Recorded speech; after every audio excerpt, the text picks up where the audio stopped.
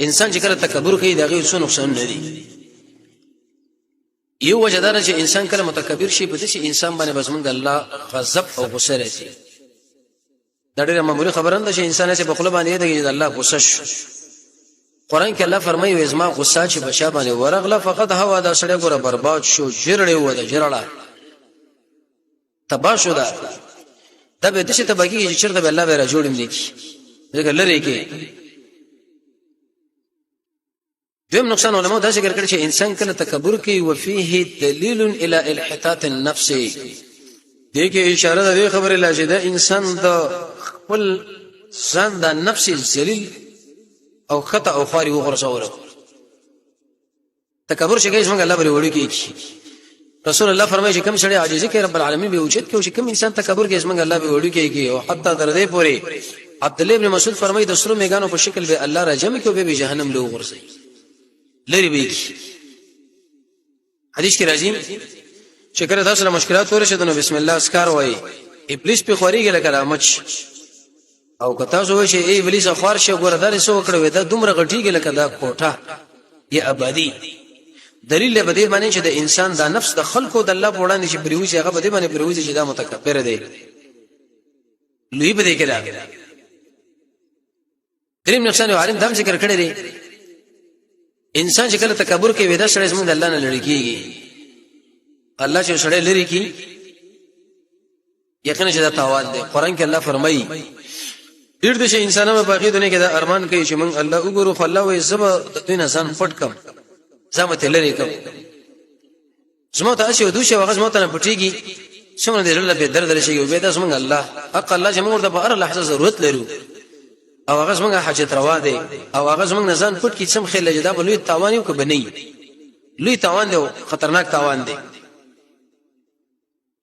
یو بل نقصان عالم دم ذکر کړی و انسان کې چې کله تکبر واقع شي نو په دې نفس کې همیشه قلق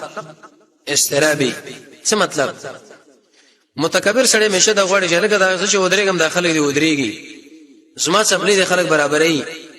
زما خو د استقبالي کېږي او هیڅ به د فروا ونه لري نو طبعا د په سره کې لږ سره ګډوډواله راځي چې داخله کول اسمه دا کار قدر نه کوي. دا قدر نه اسه کې د انسان له قدر غواړي دا به قدرې ده. عمر بن الخطاب فرمایي چې داخله د مندو نشیل پیدا شي نو مشي پرې دی. هر انسان اصل لري کله انسان نه تدشو طلب وکي چې دا غره دماغ او مزاج ګډ وړي نو ایسه هغه به سخو لري زین هغه در لري کیږي انسان له تاوان رسیږي. یو نقصان عالم دام ذکر کړی و انسان چې کله تکبر کوي زمونږ د رب العالمین عذاب بدله متوجه شي. او هو الله عذاب شکل انسان له متوجه شو. حدیث کې راځي رسول الله ملګرو سره روانو د سمودیانو په علاقه باندې ورته ردو ولادت صدر په خپل سر باندې راوچو ملګرو لوي تابع کوي زر زر زي دلته یو قوم باندې عذاب راغلی اسنه چې زمونږ الله غوسه شو په منګ ایرانو ویلي رسول الله الله دومره یریدو. عبد الله بن مسعود فرمایي چې خلکو کې کله ایمان او د عذاب ګناه بد شو ورته معلومه ده لګا غر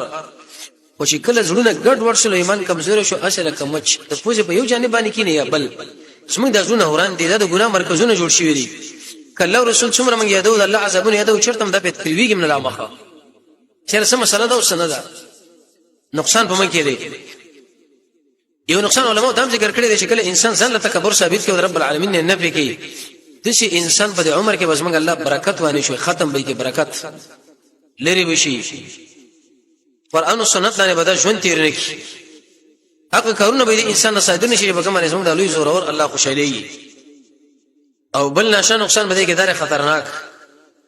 متکبر انسان د رب العالمین د طاعتنا لري انسان کې کله عاجزي وي دا انسان د الله اطاعت لري وجه دا عین به دال عبد. امام رازی فرمایي چې کوم شي کې د درې حروف را جمع شي هغه کې عاجزي او احتیاج د محمد رسول الله عاجزي ګوري څومره عاجزي به نبی کې ده. قضایه شفا کې هغه تفصیلی کړي ده. یو نقصان علماء دا ذکر کړی چې انسان د الله د رحمت نه پیلری کیږي.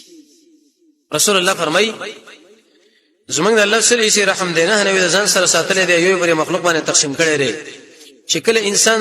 هغه دنیا لړ شنو الله دا غوي سره جمع کوي به بری خپل بندگانو باندې ورووري او خیات ساته متکبر انسان الله د رحمت نشړي. رحمت وش په تاسبات دي یو به تکبر دی چې انسان نه په نفي کې لري کېږي. یو نقصان علماء هم ذکر کړی دا تکبر چې کله په انسان کې پیدا شي د انسان خپل ګناهونه دی یادوي وجدا ان من المعصيه المعصيه بعضها یو ګناه چې وکړنه به دغه نور سبل ګناه به بل ګناه به بل ګناه بالکل دا ګناهونه به سن دی د وجود تاوان دی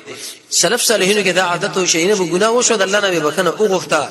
خو څلوي کاله 50 کاله ورسره به جوړ د خپل ګناه را یاد شو نو و به اشاره وي اسنه الله مونږ راګیر نه کی بربادم نه کی تلفم نه کی د تکبر انسان نه لړی کوي یو نقصان علماء هم ذکر کړو چې انسان چې تکبر صادر شو اطاعت خو ته بالکل نه پیښې زمونږ د الله کې چیر دکېږم ډیر کم او دا منافقانو صفات دي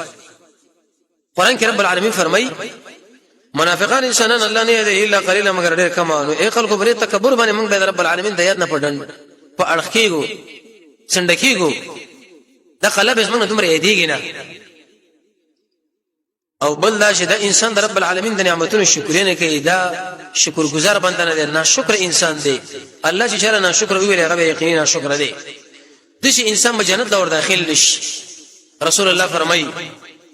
او د شي انسان د خپل ځان د هلاکت په طرف باندې ورو غرزونه حاصل دا چې انسان د تکبر ونه کوي بلکې تکبر چې کوي هغه څوک پیدا کوي یو رب العالمین